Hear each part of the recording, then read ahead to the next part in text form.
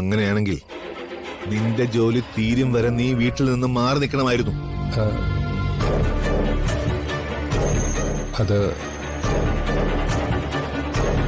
അത് പറ്റില്ല. കഴിഞ്ഞത് കഴിഞ്ഞു. ഇനി ഞാൻ ശ്രദ്ധിച്ചോളാം. പക്ഷെ എന്നെ ഈ നമ്പറിൽ വിളിക്കരുത്. അങ്ങനെയാണെങ്കിൽ നീ ഫോൺ കട്ട് ചെയ്ത് ഓഫ് ചെയ്ത് വെക്കരുതായിരുന്നു. നിന്റെ ഭാര്യയുടെ നമ്പർ നീ ഓഫ് ചെയ്താലും രക്ഷയില്ല. ഞാൻ അപ്പൊ പൂർണിമയുടെ നമ്പറിൽ വിളിക്കും. മോനെ പൃഥ്വി, നീ കോളേജിൽ പഠിക്കുന്ന സമയം തൊട്ട് നിന്നെ ഞാൻ തീറ്റിപ്പോറ്റുന്നതാ. നിനക്കന്നു മുതലേ ആവശ്യമുള്ളതും അതിൽ കൂടുതലും പണം ഞാൻ തന്നു. നിനക്ക് സ്വപ്നം കാണാൻ പറ്റാത്ത പല സൗകര്യങ്ങളും ഞാൻ തന്നു. നിന്റെ വീട്ടിൽ ഒരു ബിയർ പോലും കഴിക്കാൻ പറ്റാത്ത പോക്കറ്റ് മണി കിട്ടിക്കൊണ്ടിരുന്ന കാലത്ത് നിനക്ക് ബിയറിന്റെ സ്വിമ്മിംഗ് പൂൾ ഉണ്ടാക്കി തന്നു ഞാൻ. അതെല്ലാം നിന്നോടുള്ള സ്നേഹം കൊണ്ട് ചെയ്തതല്ല, നിന്നെ എന്റെ ഒരു അടിമയാക്കി നിർത്താൻ വേണ്ടി ചെയ്തതാ. എന്റെ വാക്കുകൾ മറികടന്ന് നീ എന്തെങ്കിലും ചെയ്താൽ അന്ന് തീരുന്നു. നിന്റെ ഇന്ദ്രപ്രസ്ഥം കുടുംബവും ഇന്ദ്ര ടിവിയും എല്ലാം ആൾക്കാർ കല്ലെറിഞ്ഞ് പൊട്ടിക്കും. അതൊന്നും വേണ്ട എങ്കിൽ നീ ഇതുപോലെ എന്റെ അനുസരണമുള്ള അടിമയായി എന്നും കൂടെ വേണം. എന്നെ കൊണ്ട് ചെയ്യാൻ പറ്റുന്നില്ല, ഞാൻ ചെയ്യുന്നുണ്ടല്ലോ. പിന്നെന്താ?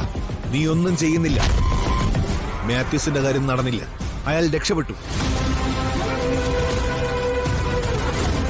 എങ്ങനെ രക്ഷപ്പെട്ടു?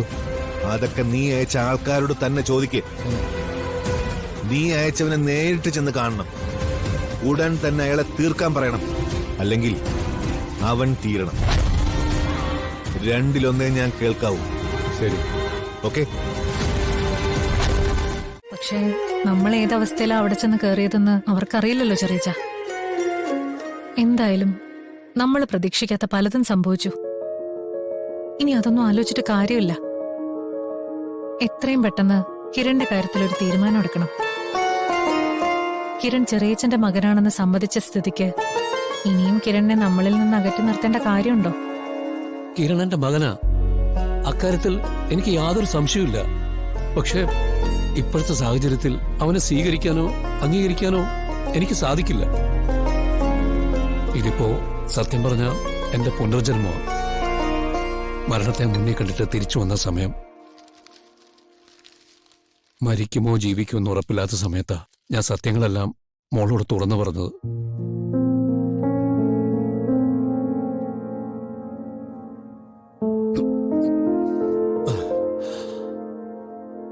ഞാൻ പറയാൻ പോകുന്നത് ക്രൂരതയാണെന്ന് എനിക്കറിയാം. പക്ഷെ എന്റെ മുമ്പിൽ വേറെ വഴിയില്ല. അതുകൊണ്ട് മോൾ എനിക്കൊപ്പം നിൽക്കണം.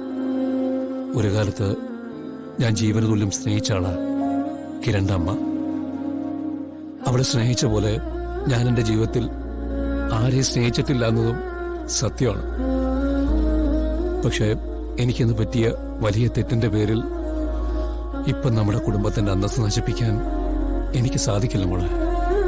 അപ്പോ കിരണോ ചെറിയച്ച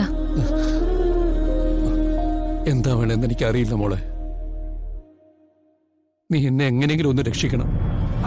ഞാൻ കിരണ മകനായിട്ട് അംഗീകരിച്ച ചന്ദ്രമതിയുടെയും പൃഥ്വിയുടെയും മുമ്പിൽ എനിക്ക് തലയുയർത്തി നിൽക്കാൻ പറ്റില്ല. അതുമാത്രമല്ല, എന്റെ ഏട്ടനായിട്ട് കഷ്ടപ്പെട്ടുണ്ടാക്കിയ ഈ വീടിന്റെ അന്തസ്സ് തകരും. ഇന്ദ്രപ്രസ്ഥം എന്ന വീടും ഇവിടെ ഉള്ളവരും ആളുകൾക്ക് പറഞ്ഞു ചിരിക്കാനുള്ള ഒരു വലിയ തമാശയായിട്ട് മാറും. അത് ഞാൻ സമ്മതിക്കില്ല മോളെ. എങ്ങനെയെങ്കിലും ഈ പ്രതിസന്ധിയിൽ നിന്ന് മോൾ എന്നെ ഒന്ന് രക്ഷിക്കണം.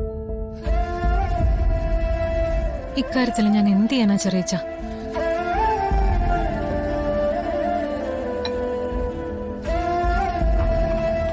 അച്ഛന്റെ സ്നേഹവും അംഗീകാരവും കിരണിനും അർഹതപ്പെട്ടതല്ലേ?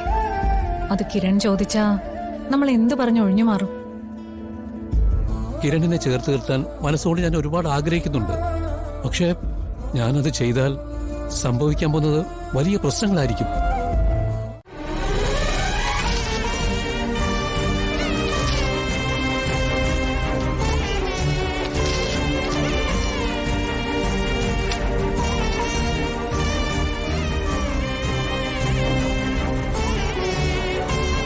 എനിക്ക് സ്വത്തോ പണമോ ഒന്നും വേണ്ട ചേച്ചി.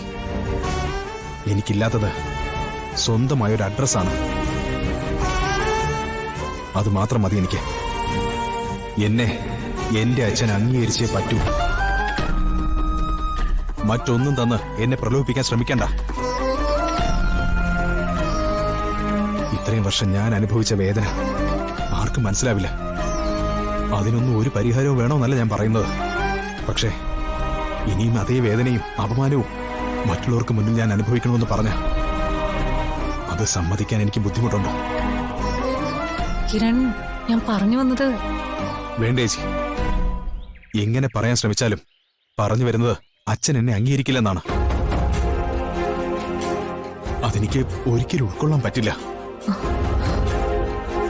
എന്നെ ഒഴിവാക്കാൻ ശ്രമിച്ച ഞാനതിനെ വഴക്കുണ്ടാക്കുമെന്ന് കരുതണ്ട. നിങ്ങളെ കൊണ്ട് ഞാൻ ആരാണെന്ന് പറയിക്കാനും അംഗീകരിപ്പിക്കാനും എനിക്ക് കഴിയും. അതെങ്ങനെയാണെന്ന് ഞാൻ ബോധിപ്പിച്ചു തരാം. ദുർഗ, വാ. നിക്ക് കിരൺ, എടുത്തു ചാടി ആവശ്യമില്ലാത്ത ഒന്നും ചെയ്യരുത്. ഇല്ല ചേച്ചി, അങ്ങനെ എന്തെങ്കിലും മനസ്സിലുണ്ടായിരുന്നുവെങ്കിൽ ഞങ്ങൾ ഈ കാര്യം ഇങ്ങനെ സംസാരിക്കാൻ നിൽക്കില്ലല്ലോ. ഞാൻ ചെറിയച്ഛനോട് ഒന്നുകൂടെ ഒന്ന് സംസാരിക്കട്ടെ. ശരി. ദുർഗ, വാ.